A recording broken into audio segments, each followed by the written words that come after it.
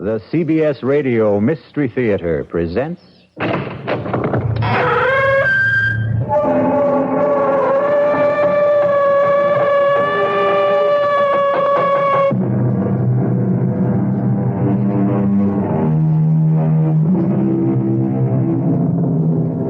Come in. Welcome. I'm E.G. Marshall. Welcome to the fear you can hear. Welcome to the sounds of suspense. It was the ill-fated Prince of Denmark, Hamlet, who lamented, "The time is out of joint. O cursed spite, that ever I was born to set it right." Many people before and since have echoed the same cry of despair, but none with more compelling justice and reason than Ethan Vigil, clockmaker and destroyer. Ethan Vigil, for whom a special clock struck a magic and an evil hour. You got your box in. You move, Jake. No, don't rush me. I'm thinking. God in heaven, Ethan, how can you stand that infernal racket? What racket? Oh, you mean the clock striking? I don't even notice them anymore.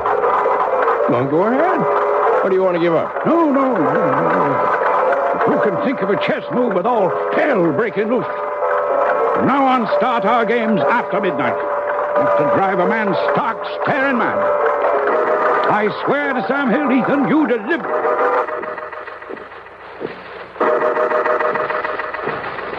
The only two living things left in the room at that terrifying moment, as time stood still, were myself and that damnable machine.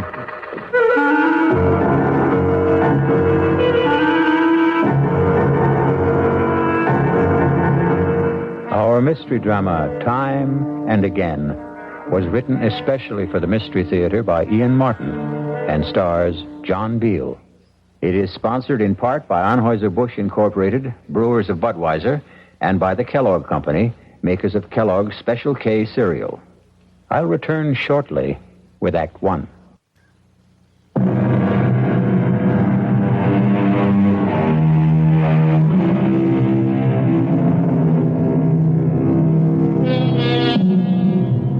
Few of us can resist the fascination of an auction, and I'm no different than most, which is how and why I happen to possess this curious document, which reveals a bone-chilling account of how many lives were lost so uncannily and eerily to the inhuman demands of what Ethan Vigil called that damnable machine.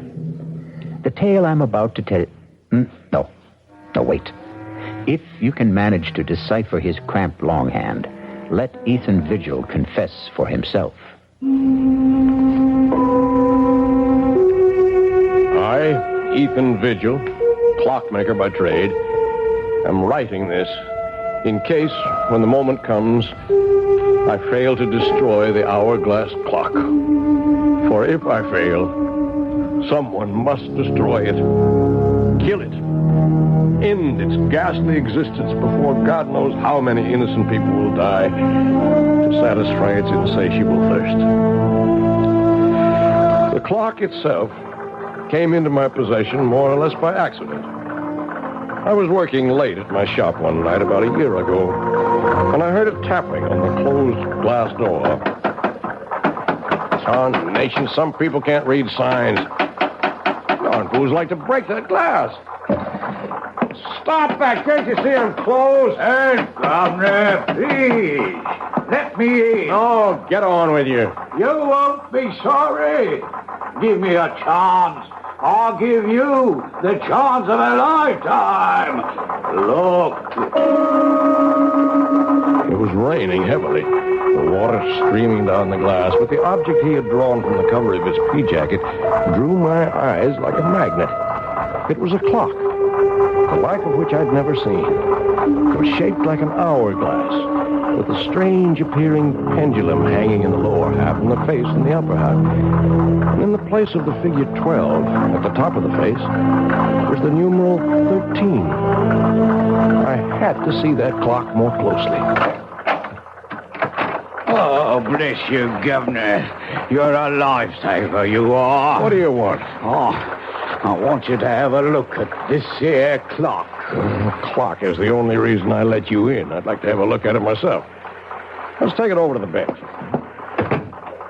You want this clock repaired? I want to sell it to you, is what I want. I hope I don't regret this, but come on to my place in the back. There's a fire in there to dry you up a bit. You better back up to that fire. Where'd you get this clock? Why, it came into my possession when its owner died. Does it run? Well, now, that there clock, it doesn't run. I'd be the first to admit it. I'll give you $20. Oh, now, look here. $20. Take it or leave it. Well, I may be down and out, but I know a good thing when I see it, and I don't intend to be taken advantage of by somebody Doesn't seem to be any question of who's being taken advantage of. Harriet. Ethan, who is this person? He's a customer, more or less. This is my sister-in-law. It's near on to midnight, and my poor sick sister is pining upstairs for her husband to bring her a little faith and consolation. Oh, now, Mom, I certainly am sorry to intrude on family problems. Then but... don't. Ethan, get rid of this man. You better go. Yeah, well, but what about our business and the clock? Well, $20 is all I have to my name. I'll take it. Don't you do it, Ethan. Oh, mind your own business for once, Harriet. I had little doubt my sailor, who called himself Harry Stubbs, had dubious title to that strange clock. But like all collectors, to own something totally and unreservedly unique is an overriding obsession. Is he gone? Yes. Oh, just look at this place after you had that derelict in here. Lights on all over the place, eating up money. To say nothing of good hard cash thrown away on that piece of junk on the table. It was my own money. What own money? Oh, you and Henrietta wouldn't even have a roof over your heads, let alone a piece of business if it weren't for me. Oh, no, it's my money that keeps you going, and don't you forget it. Now, you lock the door to the shop. I still have some repairs left to do. You'll have to get up early tomorrow and do them. I just wanted to have another look at this clock. You'll waste no more time or light or fuel down here tonight. If it wasn't for good money paid out, I'd take that piece of junk on the table and dump it in the rubbish. How I wish she'd done just that. Let the city collect it with the morning trash and bury it forever. But fate hadn't planned it that way. So I went upstairs from Harriet to face another problem I didn't know how to solve. My ailing wife, Henrietta. Ethan, is that you? Yes, Henrietta. Where have you been? Working, dear. Are you hurting? Oh, when don't I hurt? I know. How's your back? It isn't my back, it's my stomach, Ethan. I'm scared. I've been afraid to think of it, but I know Harriet's sure I've got... No, none of that. You just get off to sleep. That's what you need. You just don't know how it is to be suffering every blessed minute of every day. As I slipped under the covers and lay wide awake beside Henrietta, snoring away, my mind went back to the strange clock on the table downstairs. The intriguing mystery of a mechanism I had never even imagined in 40 years of clockmaking. And the enigma of why 13 replaced the numeral 12 on the face.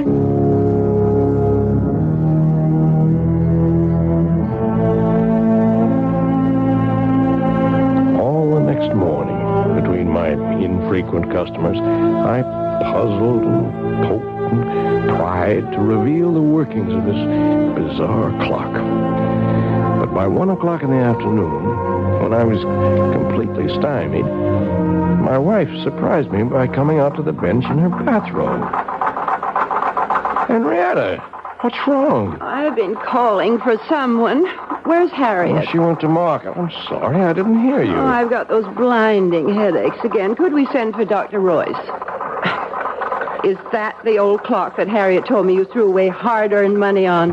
It's a very valuable antique, an original.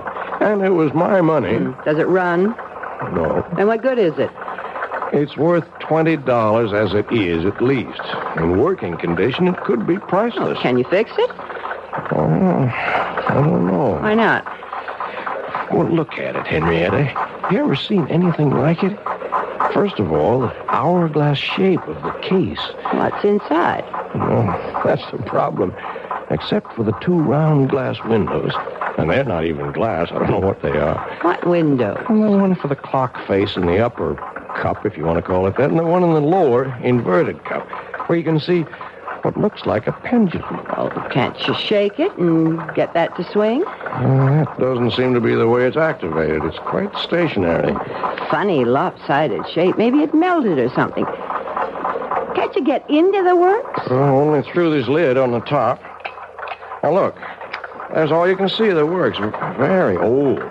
Wooden gears, wooden pinions, wooden axles. No way to lift it out. I can't even get my hand in there to try. Let me. It's so silly. There must be some way to... Ow! What is it? Look what your silly old clock has done. What's the matter? My finger is bleeding. It felt like something bit me. Oh, come on, let me see. Why, it's just a scratch. Scarcely drew blood. Just the same, I'm not taking any chances with that dirty old clock. I could end up with blood poisoning. I'm going to run this underwater. Now, you get me a bandage and some disinfectant. All right, with you. I was suddenly aware that the clock was running. And its beat was the sound of the human heart. But Ethan didn't follow his wife right away, because suddenly he had become conscious that the dead clock had come to life, that it had started to record time again, and that the sound of its beat was very different from all other clocks. It was a sound akin, if not completely similar, to the beat of the human heart. I shall return shortly with Act Two.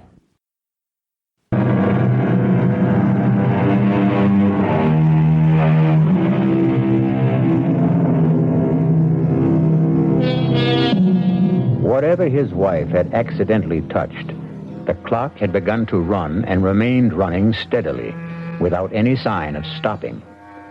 Ethan checked that Henrietta's wound was little more than a surface scratch, and returned to observe... But let him tell his own story for himself, as he wrote it in his confession.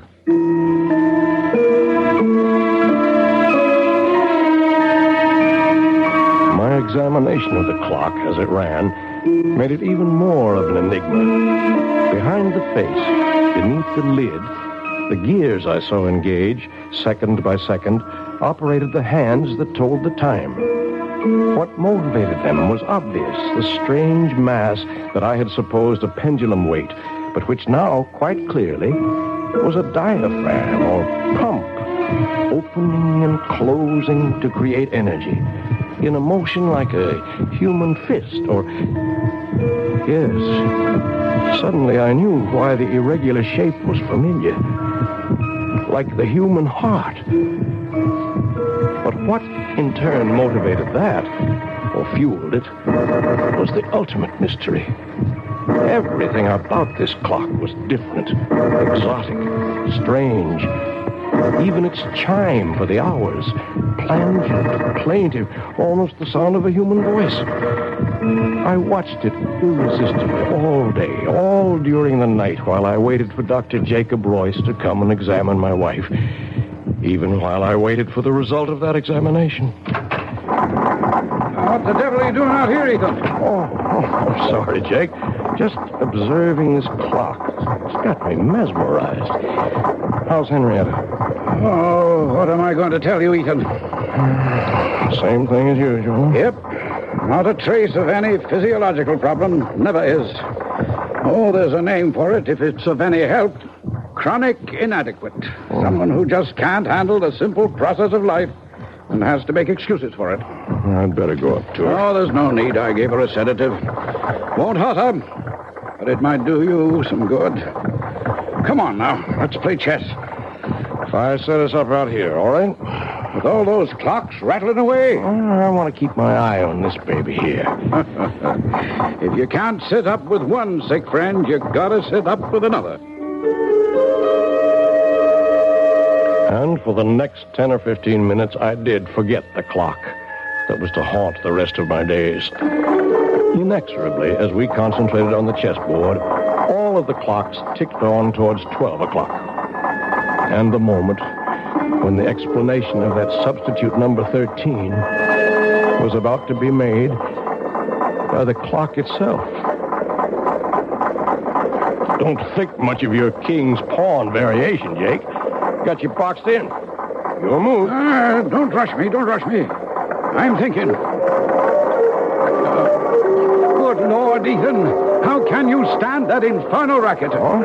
What racket? Oh, you mean the clock striking. I don't even notice them anymore. Well, go ahead. Or do you want to give up? No. But who can think of a chess move with all hell breaking loose? From now on, we start our games after midnight. Enough to drive a man stark, staring mad. I swear to Sam Hill, Ethan, you deliver. After the 12th stroke of the hourglass clock's chime, there was no sound but the beat of the clock and my own heart. Everything else had stopped dead. My friend's mouth was frozen in the act of speaking. His hand poised over a chessman as though cast in bronze. Outside, like the old child's game, people had turned to statues. A car backing into a parking space was stopped in its tracks. The very raindrops hung motionless in the air like a spangled curtain. For everyone else in the world, save only me and that damnable clock, time was standing still.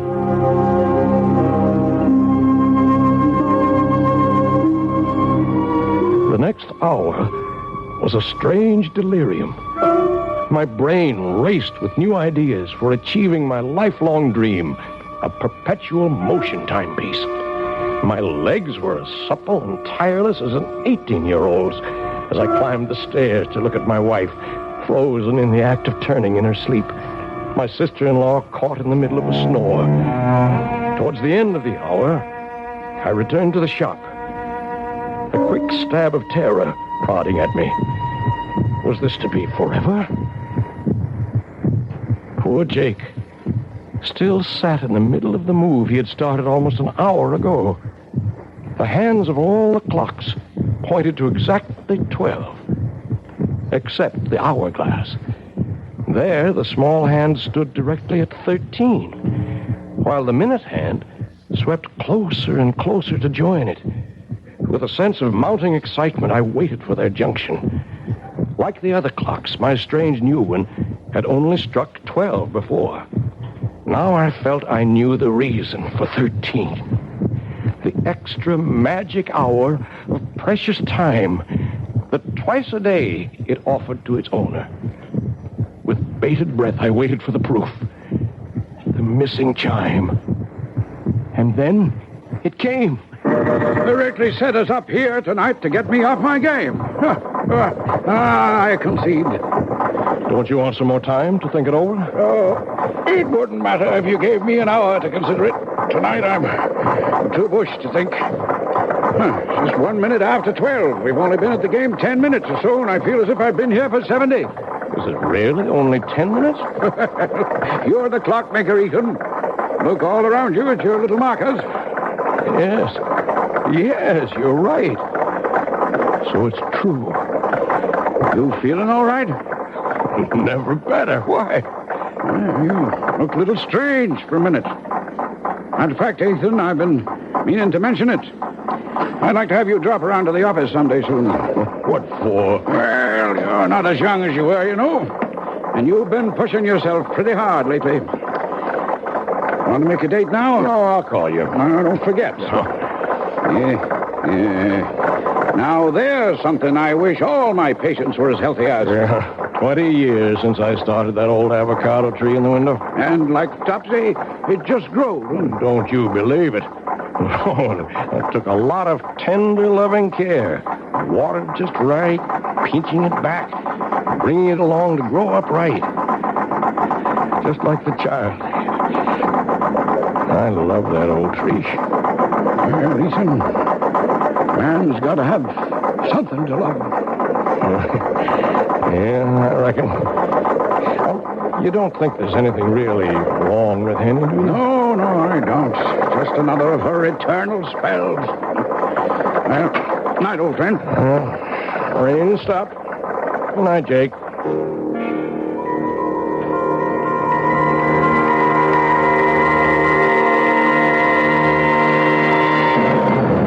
For a long time after my old friend drove away, I stood by the door, gazing into the cool, crisp night.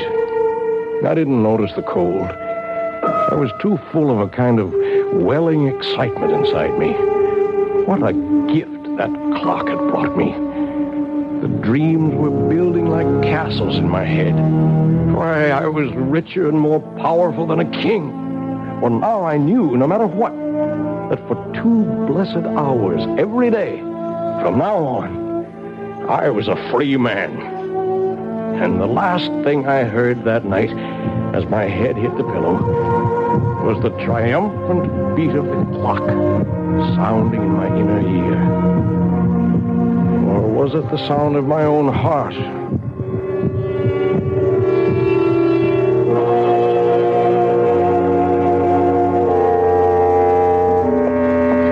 How is she, Doctor? I don't know, Harriet. Now, I don't mean to alarm you, but I think we'll put your sister Henrietta in the hospital for a few days for observation. Well, what's the matter with her? Well, that's what I wanted to put her in the hospital for. Find out.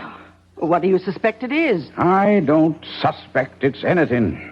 I just want to reassure myself.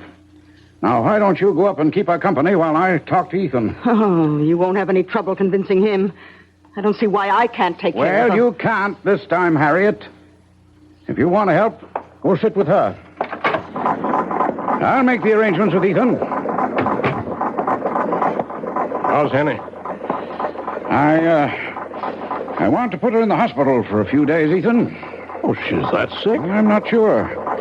Whatever it is, this is not just one of her spells. I want her under observation for a while. Well, whatever you say, Jake. Yeah. I wish I knew what to say. I feel a little guilty. Ever since that night a few weeks ago when we were playing chess. What do you mean, guilty? Well, damn it, for 20 years I've been medicating her imaginary ills. I wonder if maybe I got careless that night. Huh? Well, there's no doubt that from then on, this debility, anemia, whatever it is, started. Well, I'll get along and make all the arrangements. I'll phone you when to expect the ambulance.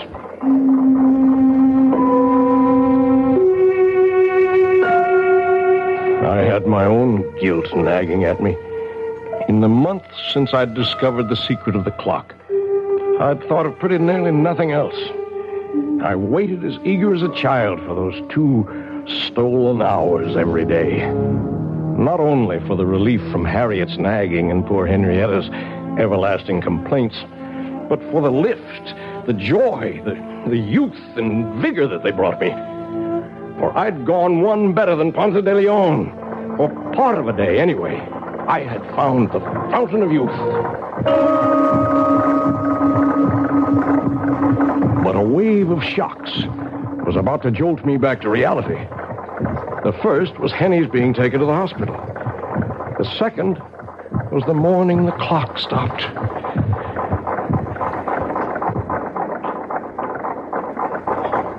Oh, no. No. What is it, No, Ethan? You can't stop. What is it, Ethan? What's wrong? The clock, it stopped. Oh, is that all? I've got to get it started. Oh, you shake it like that, it'll end up in pieces. Good riddance. I told you it was a waste of money. Get out of here. How dare you talk to me like get that? out! Oh, I certainly will. Nobody's going to talk to me like that, particularly not you.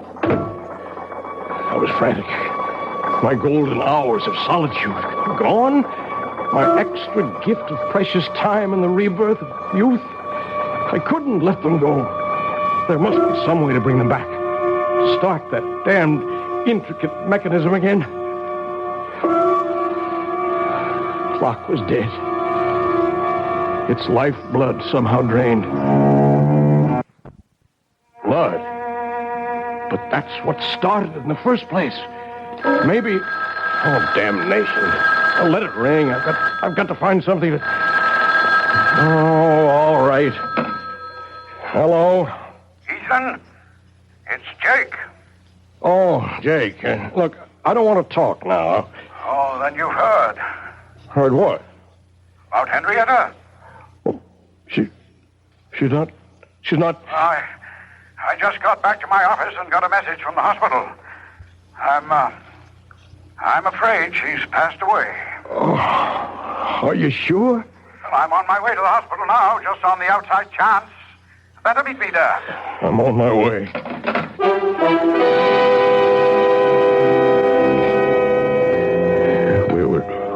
We were too late.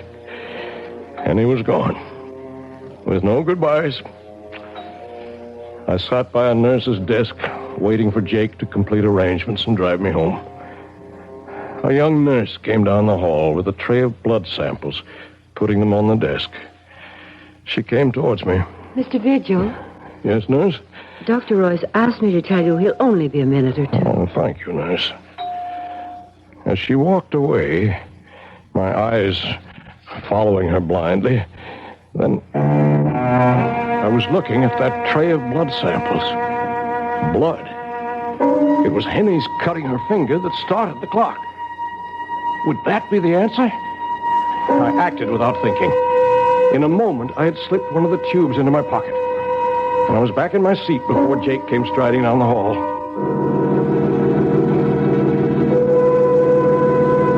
I was back in the shop at last, alone. With shaking fingers, I lifted the lid, exposing the brain, or whatever it was, of the clock.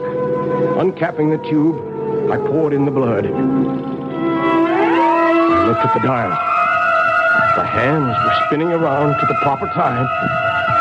And then the clock was alive again. Its heart was beating.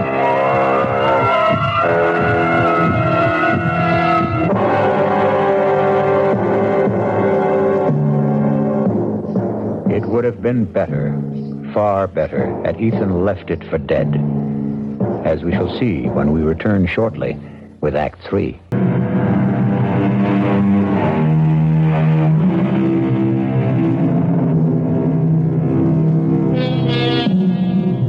Which of us could resist the temptation of perpetual youth? Or short of that, any extension of life? 2 extra hours a day is 730 a year. Almost exactly an extra month. In a lifetime, 6 whole more years. But what Ethan Vigil forgot is that for every action, there is a reaction. For every gift, a recompense.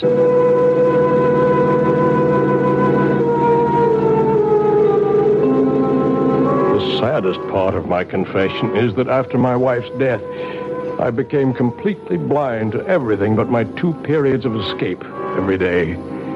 More and more, my sister-in-law, Harriet, took over the ordinary part of life, transforming my beloved clock shop into a nightmare against which I preferred to close my eyes. Ethan? Ethan? What, Harriet? Would you mind helping me dress this window, please? Well, what's the matter with it as it is? If you just get away from that bench of yours for a moment and come here, perhaps I can show you. All right, Harriet. You know how I'm branching out now that I'm the active partner in the store. Oh, gewgaws and gimcracks. Well, you might know you'd lag a mile behind the times. This is novelty jewelry, and to sell it, we must display it. Cheap claptrap. Now, first off, I want you to get this cheap, silly rubber plant out of the window. Rubber plant? That's my avocado tree that I grew with my own hands. Well, whatever it is, it takes up the whole window. I want it out of here. No, sir, not my tree. It needs the sunshine it gets. But what use is it? Starvation. Does everything have to have a function? It's beautiful. It's balm to my soul. That's enough reason for its existence. Besides, it don't cost nothing, so you leave it alone. Oh, very well. But I must have somewhere to display my costume jewelry. Oh, let's move that ugly old hourglass clock somewhere else. Why does it have to be right beside your bench where every customer comes... Harriet, I'm warning you. You leave that clock where it is. Don't you ever dare lay a hand on it, you hear me? Oh, my, aren't we touchy? Well, just let me remind you of something, Ethan. With Henrietta gone, her share goes to me. So I am 2/3 of this store. I can have it any way I want to. Over my dead body. You can do what you want with all your cheap, tinsely stuff, but you keep your hands off that clock. Heaven's sake, all right. Don't you have an appointment with Dr. Royce? I don't know. I forgot. Better get right over to his office.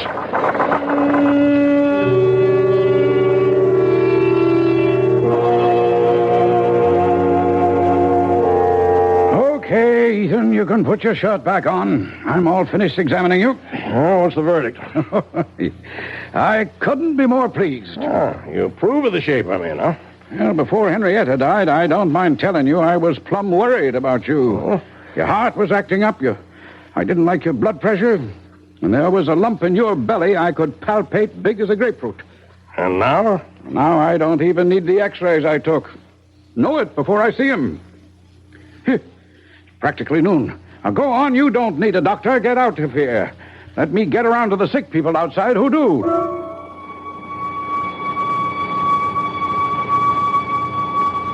As I went into the outer office, I glanced at the electric clock on the wall. The hands clocked to noon as I did so, and I was looking at a, by now, familiar scene. The nurse who had risen to escort the next patient in was suddenly transfixed, halfway up from her chair. A child about to scream remained with face contorted, the scream not yet uttered. A thought crossed my mind. It was a month since I had fed the clock that first transfusion. I went into Jake's small lab, opened the refrigerator, I helped myself to a blood sample, and left.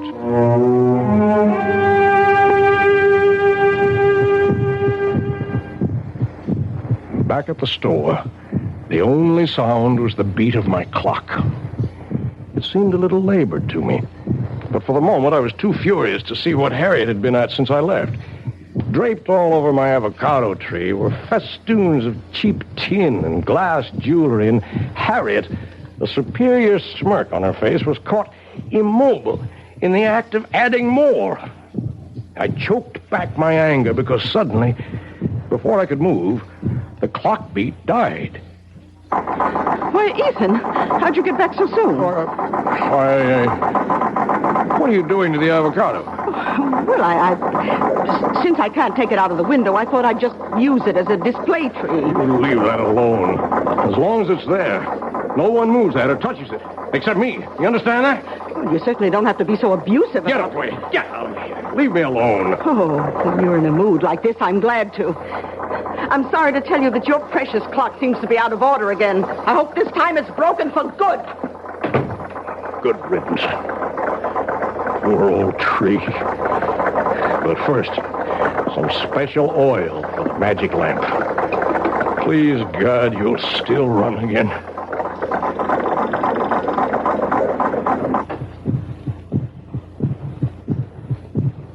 And time stood still again.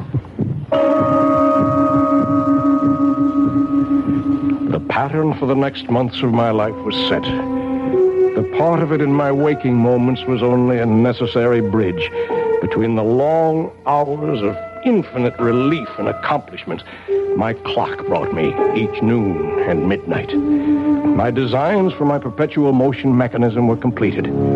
I had already started to build it. That was my real life.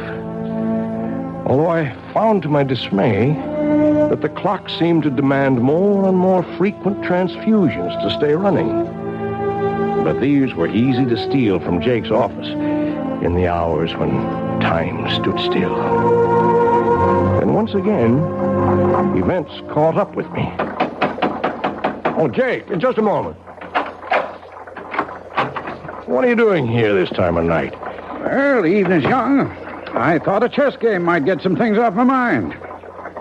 What were you frowning at in the window when I passed? My plant there. Avocado? Oh, yeah. Looks a mite peaked. I can't understand it.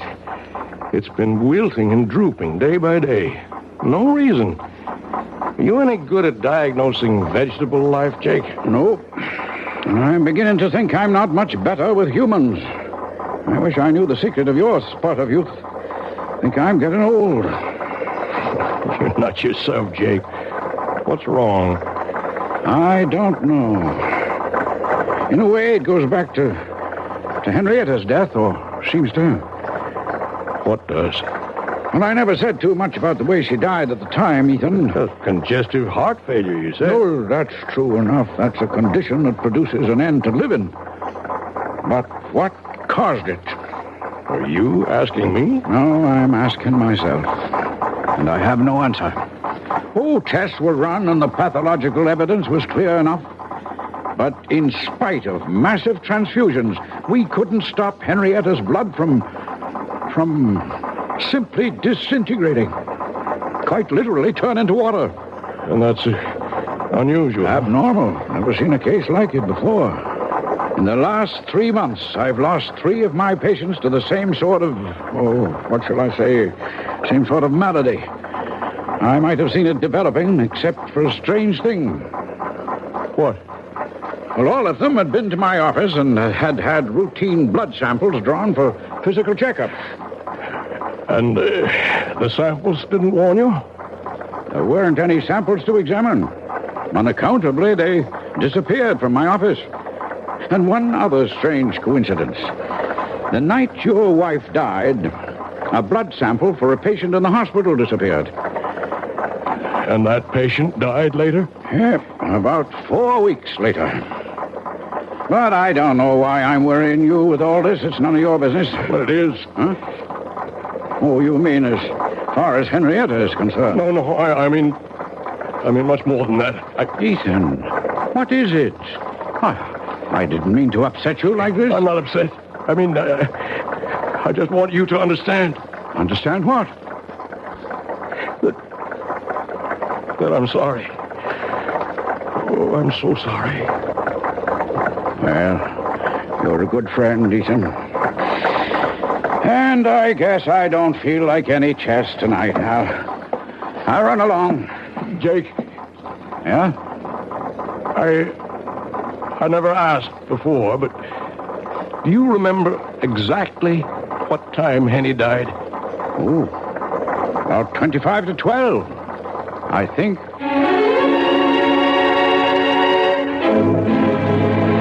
I didn't have to think. I knew it all now. That was the precise moment that evil clock first stopped. So it was a monster, insatiable, that once having tasted blood, continued to suck on its victim till it had drained all life away. And I was no better, no less evil. I had been feeding this mechanical vampire at the cost of other human lives. In a daze, unable to explain to him, I saw my old friend Jake out and turned to face what I had to face.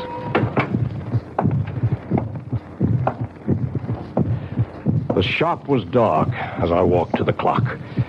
My ears were so attuned to it by now that I'd been aware that it had started to labor and needed a fresh transfusion. I was more than a little mad by now, as in the dark I said to it, "Die! Damn you, you devil! Die!"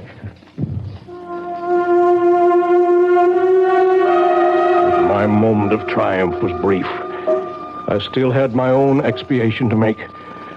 Not only for my wife, but for all those others. And there was a personal sadness as my hands in the darkness traced the form of my perpetual motion machine, which would never be completed now. A man without love, wife, or children would like to leave a small footprint on the sands, his gauge to immortality. All I would leave now was a sick avocado tree I had nourished for 20 years for nothing. And then suddenly, I heard stealthy footsteps and pulled back into the shadows.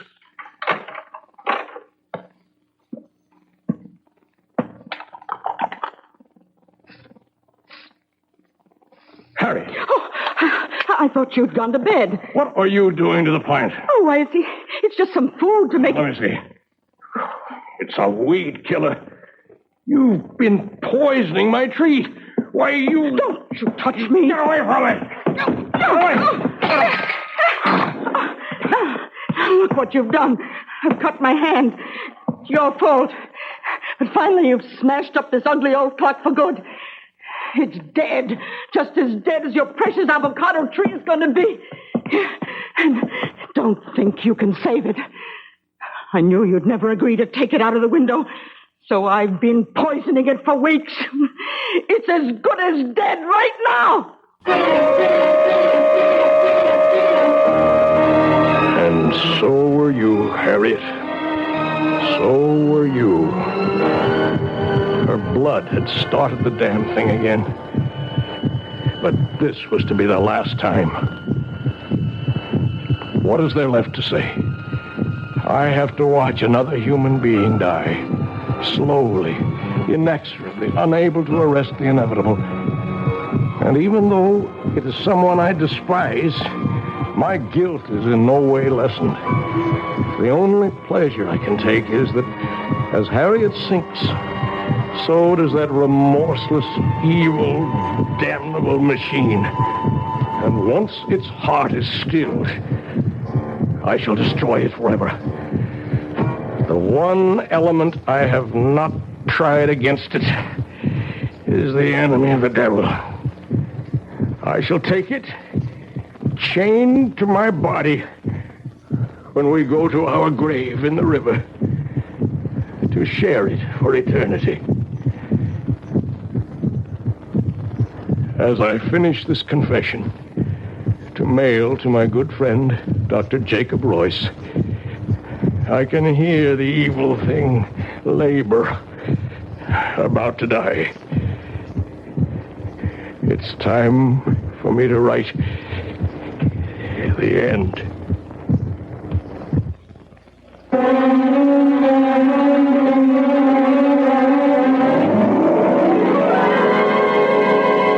So be warned. If you should by any chance come across a clock in a curio shop shaped like an hourglass with a dial that bears the number 13 instead of 12, shun it like the plague. I'll be back shortly.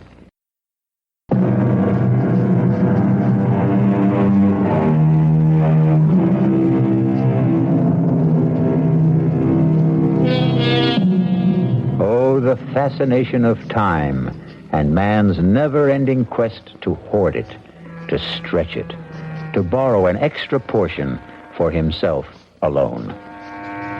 As I sit watching the clock ticking away, I, too, have that irrational impulse all of us have felt sometime to hold back the hands and bring time itself to stop. And then I remember Ethan Vigil, and I decide that once around is enough for all of us. Our cast included John Beal, Grace Matthews, Bryna Rayburn, and Ian Martin. The entire production was under the direction of Hyman Brown. This is E.G. Marshall inviting you to return to our Mystery Theater for another adventure in the macabre. Until next time, pleasant dreams.